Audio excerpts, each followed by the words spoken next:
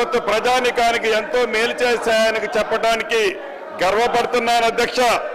అదే నిబద్ధత, అదే ఆశ, అదే ఆశయాలతో ప్రతిష్టాత్మకంగా ప్రవేశపెట్టిన ఈ భూభారతి 2024 రెవెన్యూ చట్టం నిజమైన ప్రజల చట్టం.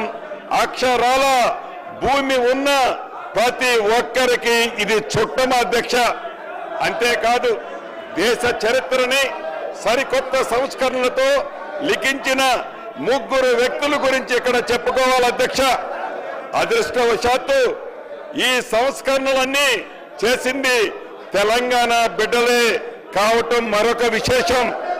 భూ కమతాల పరిమితి చట్టం తెచ్చిన నాటి ముఖ్యమంత్రి తెలుగు ప్రధాని శ్రీ పివి నరసింహారావు గారు కౌలు రైతులకు మేలు చేసే విధంగా కౌలు రక్షిత చట్టం తీసుకొచ్చిన నాటి ముఖ్యమంత్రి శ్రీ బూర్గుల రామకృష్ణారావు గారు, అదే విధంగా జాగీర్ల రద్దుతో కీలకంగా వ్యవహరించిన మాజీ ఉప ముఖ్యమంత్రి కొండ రెడ్డి గారు మాకు